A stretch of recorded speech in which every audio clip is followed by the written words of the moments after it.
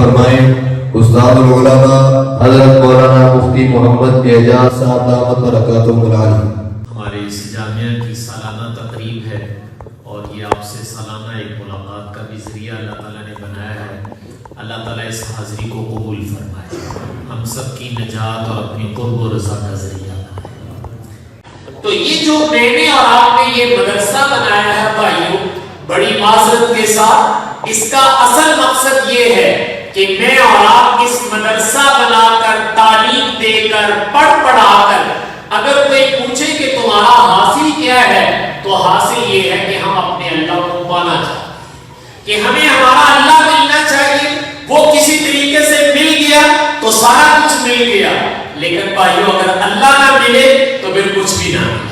تو اس مدرسہ بنانے سے غرض میں نے کہا کہ اللہ کو پانا ہے، کہ اللہ تعالیٰ ہمیں کسی طریقے سے مل جائے، اور اللہ کو پانا یہ زندگی کا سب سے بڑا مقصد ہے۔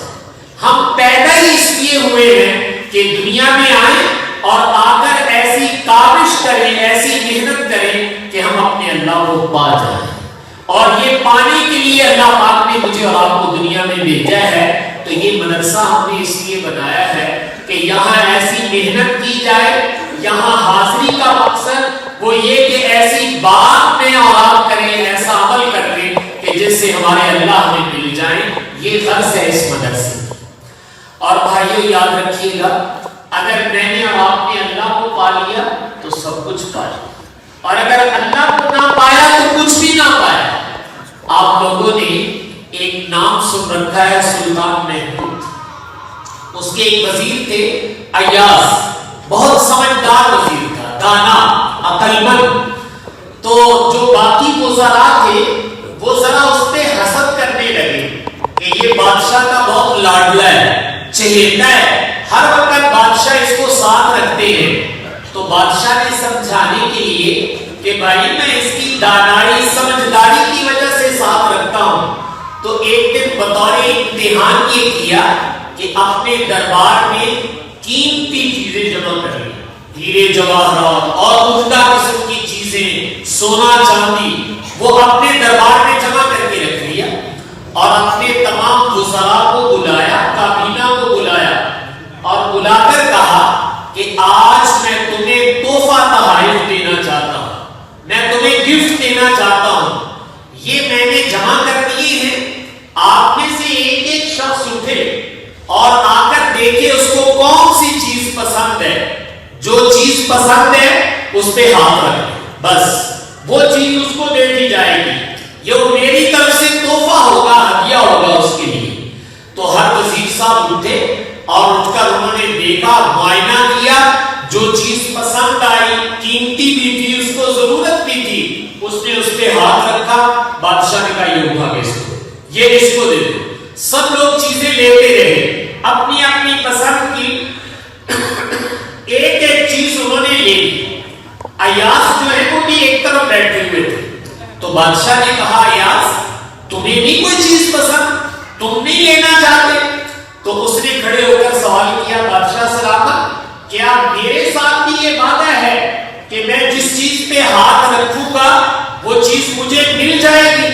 کہا بالکل تمہارے ساتھ بھی یہ وعدہ ہے۔ کہا اچھا اگر میرے ساتھ بھی یہ وعدہ ہے کہ میں جس چیز پہ ہاتھ رکھوں وہ مجھے مل جائے گی، تو ایاز اٹھے اور بادشاہ کے پہلو میں آ کر کھڑے ہوئے، اس کے ساتھ کھڑے ہو گئے اور آ کر بادشاہ کے کندھے پہ ہاتھ رکھے۔ تو جب بادشاہ کے کندھے پہ ہاتھ رکھا تو سارے وزیر حیران ہیں کہ یہ کیا کر رہا ہے۔ تو اس نے کہا بادشاہ سلامت، آپ نے میرے ساتھ وعدہ کیا تھا کہ جس پہ جو ہاتھ رکھے گا وہ چیز مل جائے گی، یہ وعدہ میرے ساتھ بھی ہے۔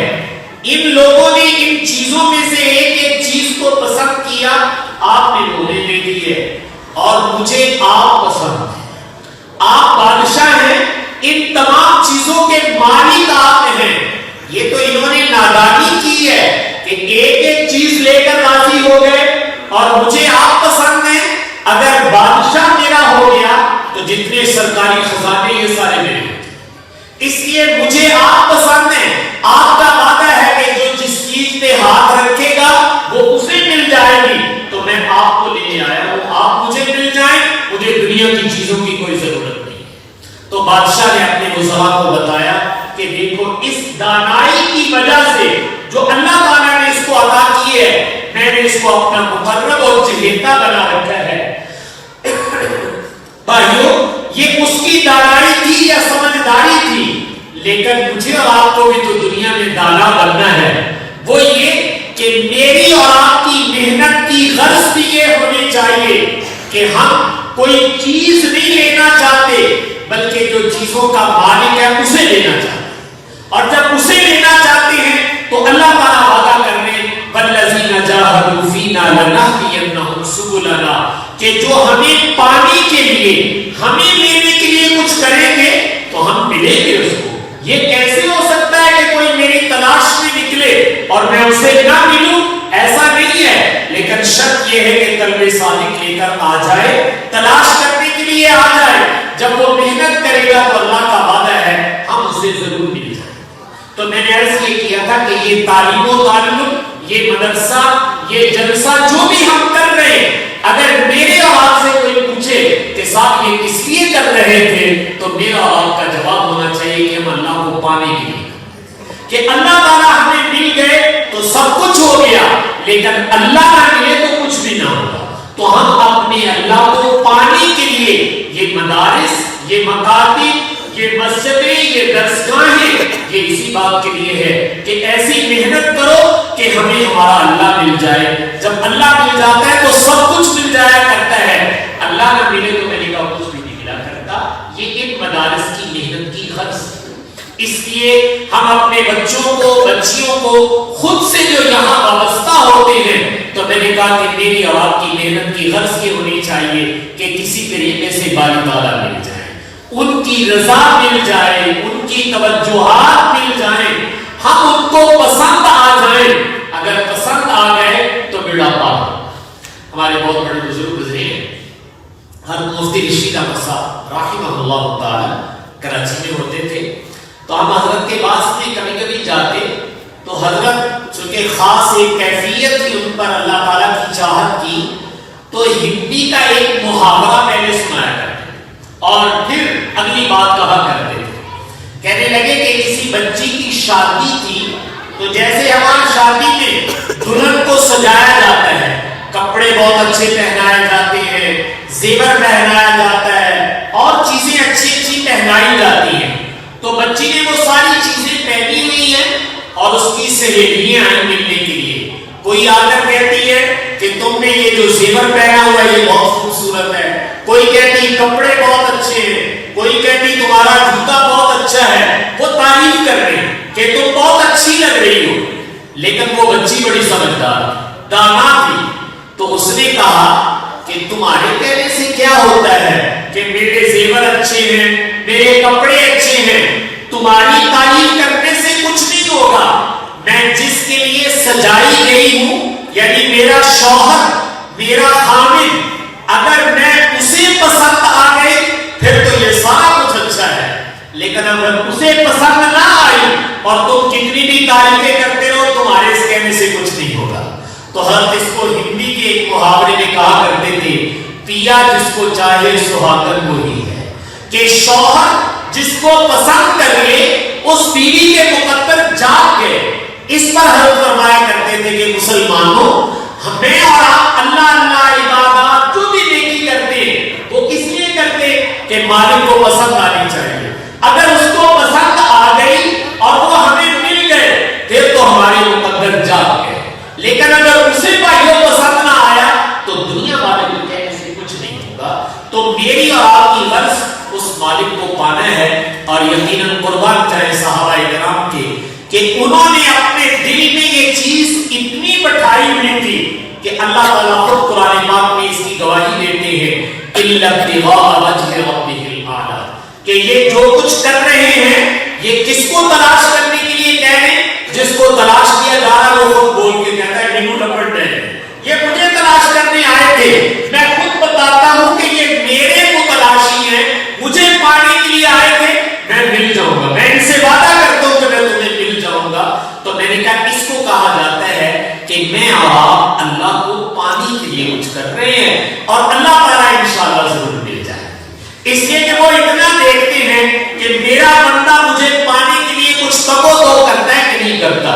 بس اس کی شان کے لائق تو ہم کر ہی نہیں سکتے، لیکن اپنی بساط کے مطابق اگر تگو دو اور دھیان رکھ گیا ہے کہ مالک تجھے لینے کے لیے آئے ہیں، تو ہمیں مل جا، تو اللہ تعالیٰ اپنے فضل سے مل جا. محنت سے نہیں اس کو پایا جا سکتا. یاد رکھنا، محنت تو صرف ایک علامت ہے، شرط ہے، باقی ملیں گے وہ اپنے فضل سے. لیکن یہ میں نے بتایا تھا کہ جتنی محنت ہو رہی ہے یہ اپنے اللہ کو پانے کے لیے ہے، تو ہم کوشش کر رہے ہیں کہ ہمیں ہمارا اللہ مل جائے، اور ہماری نسلوں کو بھی ان کے ذہن میں بھی یہ آ جائے کہ تم نے اللہ کو پا لیا تو سب کو پا لیا، اللہ کو نہ پایا تو کچھ بھی نہ پایا. دنیا کی ان وزیروں کی طرح ایک ایک چیز لے کے چلے گئے تو کوئی کمال نہیں ہے، اور اگر بادشاہ مل گیا تو سارے خزانے مل جائیں گے، اللہ مل گیا تو سب کچھ مل جائے گا. اس لیے یہ تصور جو ہے وہ پیدا کرنے کی ضرورت ہے. حضرت جابر بن عبداللہ رضی اللہ تعالیٰ عنہ، ان کے والد جب فوت ہونے لگے حضرت عبداللہ رضی اللہ تعالیٰ عنہ، تو یہ ان کو بلایا اور بلا کر کہا بیٹے میں تو فوت ہونے لگا ہوں تو تمہیں ایک نصیحت کرتا ہوں، کوئی آڑا وقت آ جائے نا، مشکل وقت آ جائے تو میرے مولا سے جا کر کہہ دینا وہ تمہارا کام کر دے. جابر کہتے ہیں میں نے سمجھا کہ شاید کوئی ان کے آقا مولا کوئی بڑے چودھری صاحب جیسے ہم کہتے ہیں، تو کوئی ایسا ہے جس کے بارے میں مجھے کہہ رہے ہیں بھائی پتر جی اوکھا ملا آیا تو فلانے چودھری صاحب جا کے کہہ دیو ساڑھے دوست نے وہ تیرا کام کر دیا کریں گے. ہم اپنی زبان میں یوں کہتے ہیں. تو جابر کہتے ہیں کہ میرے ابا نے بھی یوں کہا کہ میرے مولا سے جا کے کہہ دینا وہ تمہارا کام کر دے گا. تو کہتے ہیں میں نے ابا سے پوچھا ابا جی تمہارے مولا کون نے جنہوں میں جا کے کہہ دوں میرے ابے نے کلیا کام کر دیو؟ تو فرمانے لگے بیٹا میرے اللہ سے کہہ، میں نے اپنے اللہ سے یہ تعلق بنا لیا ہے کہ میرے بعد تم میرے مولا سے جا کے کہنا کہ عبداللہ کا کاکا آیا ہے یا کام کر دیو تو اللہ تعالیٰ تمہارا کام ہے. صاحبو ہم بھی اپنے اللہ سے یہ تعلق بنا لیں کہ پھر یہ یقین ہو کہ اللہ تعالیٰ وہ ہماری اولاد، ہمارے بیوی بچے، ہماری نسل، وہ اللہ خود اس کی نگرانی کرے، اور اللہ کرتے ہیں. یاد رکھیں آپ لوگوں نے نام سن رکھا ہے حضرت عمر بن عبدالعزیز رحمہ اللہ تعالی. اللہ تعالیٰ نے بہت نیک دل انسان دنیا میں پیدا کیا. بادشاہ ہو کر بھی اگر کہا جائے کہ کوئی مجدد ہے تو اللہ تعالیٰ نے اس کی نظریے بنائی ہے، جن کو ہم عمر ثانی بھی کہتے ہیں. حضرت عمر رضی اللہ تعالیٰ عنہ پہلے عمر ہے، اور اس امت میں دوسرا عمر بھی پیدا ہوا جن کو عمر بن عبدالعزیز اور عمر ثانی کہا جاتا ہے. ان کی بیوی کہتی ہے کہ نیکی کرنے والے تو اور لوگ بھی ہوں گے، لیکن میں نے اپنے شوہر سے زیادہ اللہ سے ڈرنے والا کسی کو نہیں دیکھا. جب وفات کا وقت قریب آیا تو خاندان سارا جمع ہے، اور شاہی خاندان ہے نا، بادشاہت چلی آ رہی بنی امیہ کی، تو یہ شاہی خاندان ہے سارا. تو خاندان والے سارے جمع ہو گئے، بچے بیٹھے ہوئے ایک طرف 7 8 9 بچے بیٹھے ہوئے، اور ادھر پتہ کیا جا رہا ہے کہ بادشاہ جائیداد کیا چھوڑ کے جا رہا ہے. تو جائیداد چند ٹکے کہہ لو، چند روپے کہہ لو، پتہ نہیں بچوں کو 2 2 4 4 روپے بھی آتے کہ نہیں آتے، جائیداد نام کی کوئی چیز نہیں ہے. تو خاندان نے ایک بات کہا کہ عمر تم نے بچوں سے انصاف نہیں، تم نے اپنی اولاد کے ساتھ انصاف نہیں کیا ہے، ان کے لیے کچھ بھی نہیں بنایا، اور ہم سب نے اپنی اولادوں کے لیے کیا کچھ بنا لیا، تو تو نے اپنے بچوں کے ساتھ انصاف نہیں کیا ہے. تو اب تمہیں نے فرمایا مجھے بٹھاؤ. تو ان کو بٹھایا گیا تو فرمایا دیکھو میں نے کسی کا حق دبا کر ان کو نہیں، کسی کا پیٹ کاٹ کے، کسی کا مال غصب کر کے وہ ان کو نہیں دیا ہے، لیکن اتنا ضرور ہے کہ میں نے ان کو نیک بنانے کی کوشش کی ہے. اور پھر یہ آیت پڑھی وَهُوَ يَتَوَلَّى الصَّالِحِينَ. فرمایا اگر یہ نیکی پر قائم رہے تو وہ جو مولا ہے نا پھر وہ خود ہی سنبھال لے گا. اس لیے کہ تعلق جب مضبوط ہے، اللہ جب ملا ہوا ہے تو یہ پورا یقین ہے کہ میرے مرنے کے بعد میرے بچے بھوکے نہیں مریں گے، جس سے تعلق ہے وہ خود ہی سنبھال لے. اور فرمایا اگر یہ نیک نہیں ہے تو مجھے فاسق و فاجر کے لیے اپنی دولت اکٹھی کر کے دینے کی کوئی ضرورت نہیں ہے. اور پھر دنیا نے دیکھا کہ یہی بچے تھے عمر بن عبدالعزیز رحمہ اللہ تعالیٰ کے، لوگ مختلف جگہ سے وفد بن کے آتے تھے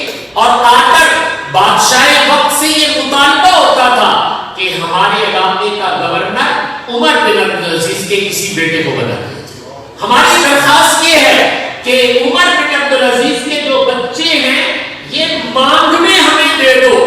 چونکہ وہ نیک تھا اور اپنی اولاد کو نیک بنا کر گیا ہے, مانگ مانگ کر ان کے بچوں کو گورنری دی جاتی تھی. میں اس کو عرض کر رہا ہوں کہ بھائی میں اور آپ امت مسلمہ ہے, ہمارا اپنا نظریہ ہے کہ ہمارا اللہ ہمیں ملنا چاہیے. ہم اس کو ڈھونڈنے کے لیے نکلے ہیں, اور جب میں اور آپ ڈھونڈنے کے لیے نکل آئے وہ یہی دیکھنا چاہتے ہیں کہ مجھے پانی کی بھی کچھ کرتے کہ نہیں کرتے. اگر کرتے تو وہ اپنے فضل سے مل جائے, اور وہ مل جاتے ہیں پانی والوں کو, اور جانتے ہیں کہ کون میرے لیے آیا ہوا ہے. لیکن قربان جائیں وہ تو بہت عجیب ہے. نوازنے کے جب آتے ہیں, جو پانی کے لیے آئے ہوتے ہیں ان کو بھی مل جاتے ہیں, جو پانی کے لیے نہیں آئے ہوتے ویسے آ کر بیٹھے ہوتے, اللہ نے کہتے چلو انعام بھی دے, فارغ نہ کرو ان کو. آپ نے ایک روایت میں فرمایا تھا ہؤلاء قوم لا یشقی بهم جلیسهم, کہ جو نیک مقصد کے لیے اللہ کو پانے کے لیے آ کر بیٹھے ہوئے ہیں, اور اللہ تعالیٰ بعد میں مغفرت کا جب اعلان کرتے ہیں تو فرشتے درخواست کرتے ہیں کہ باری تعالیٰ ان میں کچھ لوگ وہ بھی تھے کہ جو بات سننے کے لیے نہیں آئے تھے, دینی غرض سے نہیں آئے تھے, کسی کو ملنا تھا وہ یہاں بیٹھے ہوئے تھے. انہوں نے کہا باہر بھی انتظار کرنا, چلو وہی انتظار کر لیتے, جب فارغ ہو جائیں گے پھر میاں صاحب سے چودھری صاحب سے مل لیں گے. تو وہ تو اس غرض سے نہیں آیا تھا کہ میں اللہ کو لینے آیا ہوں, لیکن آپ اس کا فیصلہ کیا کریں.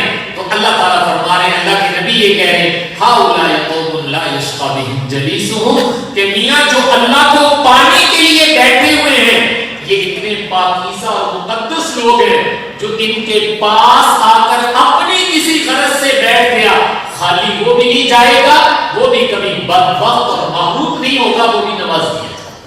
تو اس لیے بھائیوں میں اور آپ اپنی نیت تو ایک یہ رکھیں کہ ہم نے مدرسہ اس لیے بنایا ہے کہ ہم اللہ کو پانا چاہتے ہیں, ہماری نسلیں بھی اللہ کو پا جائیں.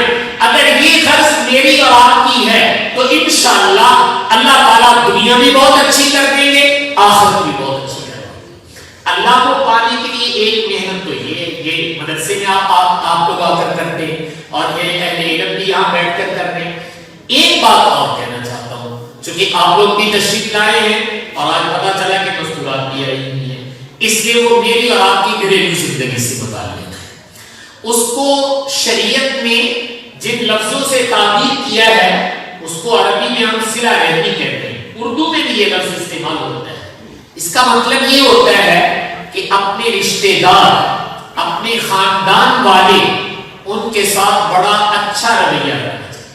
قرآن پاک میں ایک جگہ اللہ تعالیٰ ارشاد فرماتے ہیں والذین یصلون ما امر اللہ بہ ان یوصل, کہ وہ لوگ جن رشتوں کو ملانے کا حکم دیا گیا ہے وہ ان رشتوں کو ضرور برقرار رکھتے ہیں, رشتوں کو توڑتے نہیں. اور برے لوگوں کے بارے میں کہا وَيَقْطَعُونَ مَا أَمَرَ اللَّهُ بِهِ أَن يُوصَلَ, اللہ نے جن رشتوں کو ملانے کا حکم دیا تھا انہوں نے توڑ دیا. رشتہ داروں کے حقوق کا ادا کرنا, رشتہ داروں کے ساتھ اچھے رویے سے پیش آنا, یہ اللہ کو پانے کا بہت بڑا ذریعہ ہے, اللہ تعالیٰ کو پانے کا بہت بڑا ذریعہ ہے.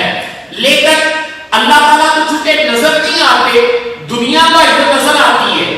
رسول پاک صلی اللہ علیہ وسلم کے قربان جائیں, آپ سے بڑھ کر انسانی مزاج کو جاننے والا کائنات ہے.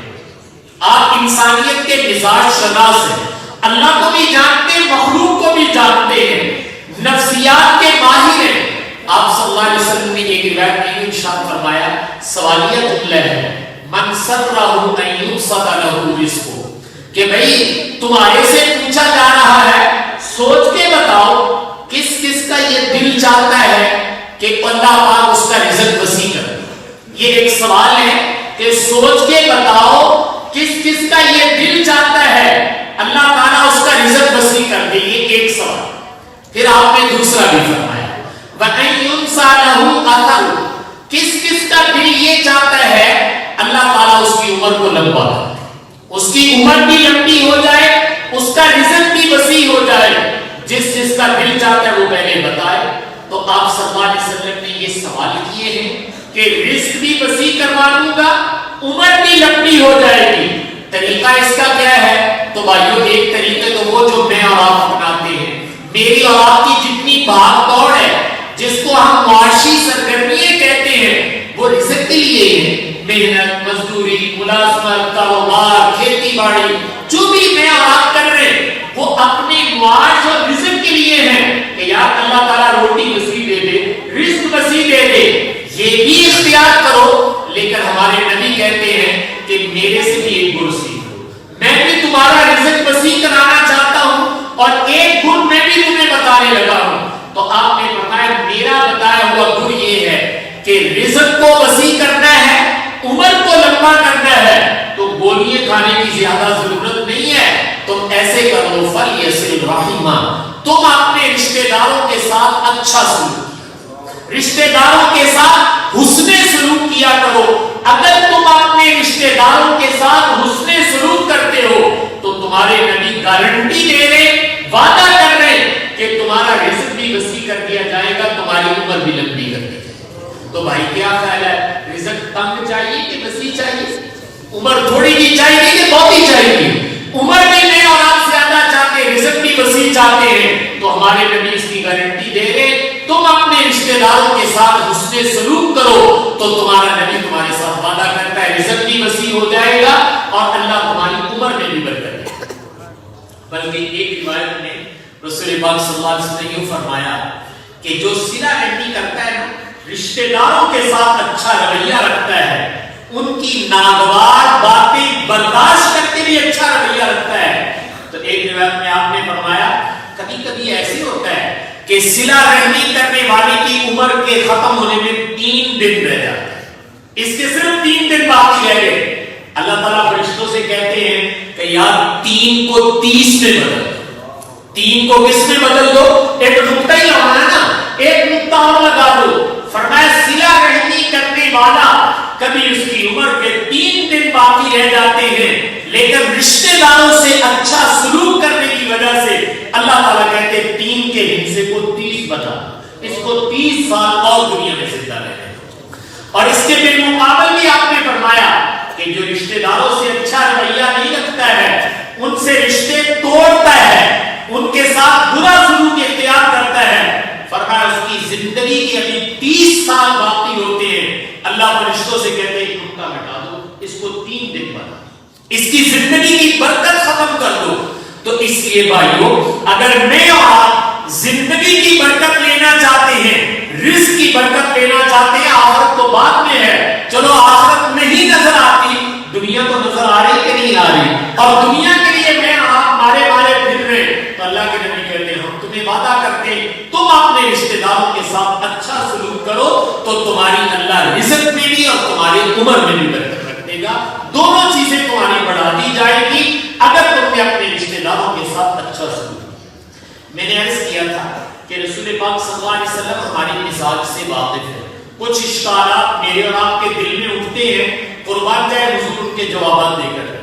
ہمارے یہاں یہ کہا جاتا ہے کہ حضرت اسی کے اچھا رویہ رکھتے ہیں اور اگیوں کوئی سانو رسپانس نہیں مل جاتا، اسی بڑے اچھے طریقے کا پیش ہوتے ہیں لیکن وہ تو ہمیں مل کے راضی نہیں، وہ تو سیدھے منہ گل ہی نہیں کرتا، وہ اس طرح کرتا ہے، ان کے رویے ہمارے ساتھ ایسے ہیں. یہ میرا اعتراض ہے، میں اپنی زبان سے کہتا ہوں ہر آدمی کو پیش آتا ہے. تو قربان جائے رسول پاک صلی اللہ علیہ وسلم کے آپ نے ایک اور روایت میں ارشاد فرما دیا. آپ نے فرمایا کہ لیس الواصل بالمقافی، کہ بھائی جو تمہارے ساتھ سلام کرتا ہے، سینہ ملاتا ہے، تمہارے ساتھ احسان کرتا ہے، تم بھی احسان کا بدلہ احسان سے دیتے ہو، تم بھی محبت سے پیش آتے ہو، اس کو کہتے ہیں عدلے کا بدلہ، جی کو جی. اس نے بھی ہمارے ساتھ اچھا کیا، ہم بھی اچھائی جواب میں کر رہے ہیں. یہ بھی صلہ رحمی ہے لیکن یاد رکھنا یہ اعلیٰ درجے کی صلہ رحمی ہے، یہ نچلے درجے کی ہے، یہ دوسرا نمبر ہے. آپ نے فرمایا یہ ایک نمبر نہیں ہے. لیس الواصل بالمقافی، عدلے کا بدلہ، جی کو جی کرنے والا، اس کو نہیں کہتے کہ اس نے صلہ رحمی کی ہے. یا رسول اللہ بتائیں پھر صلہ رحمی کس کو کہتے ہیں؟ تو آپ نے فرمایا جو تمہارے دل میں اشکال تھا اس کا جواب دینے لگا ہوں. ولکن الواصل، کہ صلہ رحمی کرنے والا وہ ہے الذی قطع، جب اس سے رشتے توڑے جاتے ہیں وہ توڑنے کے باوجود رشتوں کو جوڑ کے رکھتے ہیں.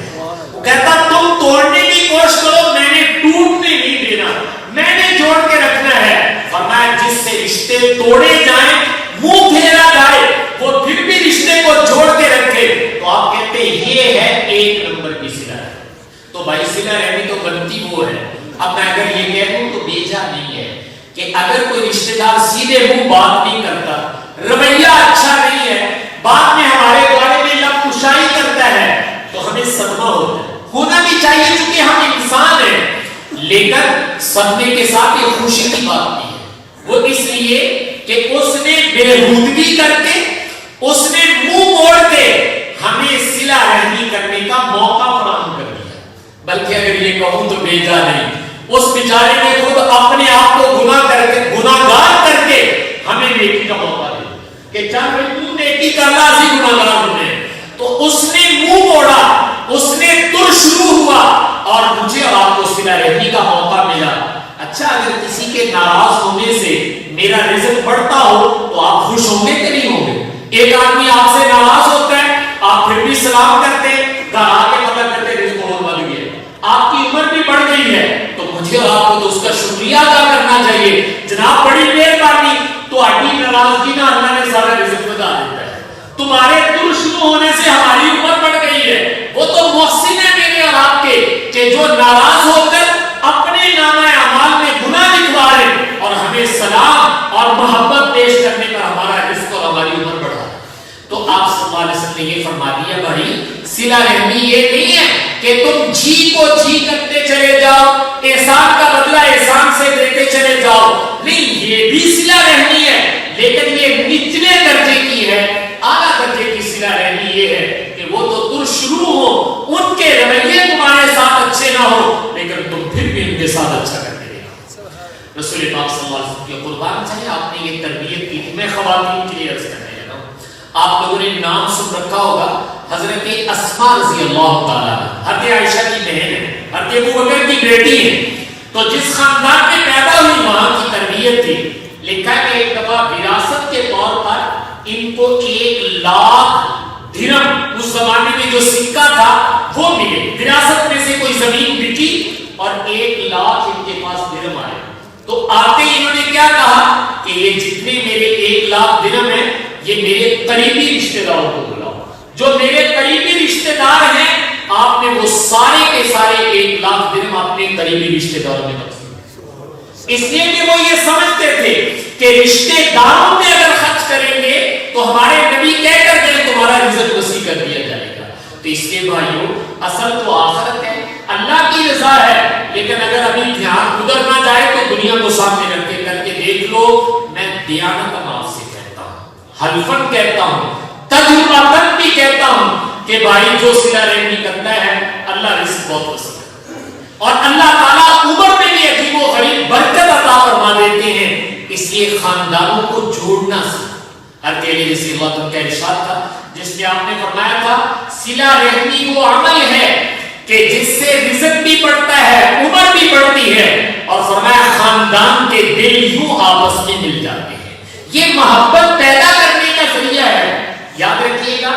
اور نیکیاں اپنی جگہ, آپ جتنے چاہیں یہاں نفل پڑھ لیں, آپ جتنے چاہیں روزے رکھ لیں, آپ جتنی چاہیں تسبیح گما لیں, اس سے خاندان میں محبت نہیں پیدا ہوگی. اللہ کے نبی نے یہ بتایا ہے خاندان میں اگر آپ نے محبت پیدا کرنی تو آپ کو صلہ رحمی کرنا چاہیے, پتہ کرنا چاہیے. بلکہ ایک روایت میں آپ نے فرمایا کہ تم اپنے خاندان کا علم حاصل کرو. میرا دودھیال کون ہے, میرا ننیال کون ہے, میرے دور کے رشتہ دار کون ہیں, قریب کے رشتہ دار کون ہیں, اور جب پتہ چل جائے تو ان کے ساتھ صلہ رحمی کرو. اگر تم صلہ رحمی کرتے ہو تو اس سے خاندان آپس میں یوں جڑ جائے گا. اللہ نے خاندانوں کو جوڑنے کا ذریعہ وہ صلہ رحمی کو بنایا. ایک روایت سنا کر بات ختم کر دیتا ہوں. آپ صلی اللہ علیہ وسلم نے فرمایا تھا تمہاری نماز, روزہ, صدقہ, تینوں کا نام لیا آپ نے. فرمایا جگہ روزے رکھتے ہو, نمازاں پڑھتے ہو, صدقہ خیرات کرتے ہو, اس سے بھی افضل عمل نہ بتلاؤ. صحابہ نے پوچھا یا رسول اللہ یہ تو تگڑا عمل کیڑا ہے جو اس سے بھی آگے ہے. تو آپ نے ارشاد فرمایا تھا اصلاح ذات البین, اور اس کا ترجمہ اگر یہ کیا جائے مسلمانوں کے محبت اور خوشگوار تعلقات. بس جہاں مسلمانوں کے محبت کے تعلقات ہیں اللہ کو نماز سے بھی زیادہ خوشی ہے. نماز اس کے لیے پڑھ رہے ہیں, روزے سے بھی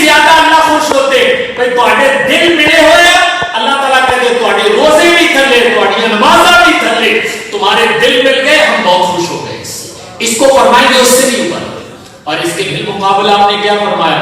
وہ عمل نہ بتاؤ اور جن میں تسی روزہ نمازہ کرتے ہو، صدقے خیراتہ کرتے ہو، تسبیح پڑھتے ہو، ذکر تلاوت کرتے ہو، یہ سارے نیک اعمال ہیں. تو بھائی یہ محفوظ بھی رہنے چاہیے کہ ضائع چلے جانے چاہیے؟ محفوظ رہنے چاہیے. تو آپ نے فرمایا وہ بات بتاؤں جو تمہارے دینی اعمال جتنے تم نیک عمل کرتے ہو اس کو جڑ سے مونڈ کے رکھ دے، جیسے اس طرح بالوں کو مونڈ کے رکھ دیتا ہے. فرمایا فساد ذات البین، آپس کی کشاکشی، آپس کا لڑائی جھگڑا، یہ تمہارے تمام اعمال کو جڑ سے مونڈ کے رکھ دے. تو اس لیے میں نے عرض کیا تھا کہ قرابت داروں کا بہت خیال کرو، ماحول میں الفت اور محبت پیدا کرو. تو بھائی جو اعمال کر رہے ہیں یہ محفوظ رہیں گے. اور اگر یہ نہ ہوا ادھر مسجد میں آ کے کرتے جایا کرو گے، ادھر جا کر جب آپس میں لڑو جھگڑو گے تو جڑ سے ہر چیز مونڈ کے رکھ دی جائے گی. اس لیے قرابت داری، رشتہ داری، اس کا ملانا یہ میرے اللہ کا حکم ہے. واتقوا اللہ الذی تساءلون بہ والارحام. اللہ تعالیٰ کہتے ہیں اللہ سے ڈرو جس کا نام لے کر سوال کرتے ہو، اور رشتہ داری کے بارے میں بھی اللہ سے ڈرو، رشتہ داری کے بارے میں بھی اللہ تعالیٰ سے ڈرو. تو اس لیے بھائی آج کے سبق دو چیزیں تھیں.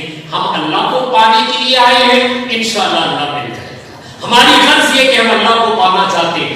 اللہ کے پانے کے لیے ایک ذریعہ اللہ کے نبی نے یہ بتایا ہے کہ رشتہ دار اگرچہ ان کا رویہ اچھا نہ ہو تب بھی انشاءاللہ ہم موت تک ان کے ساتھ اچھے رویے سے پیش آئیں. اللہ تعالیٰ سے دعا ہے کہ اللہ تعالیٰ مجھے آپ کو عمل کرنے کی توفیق عطا فرمائے. وآخر دعوانا ان الحمدللہ.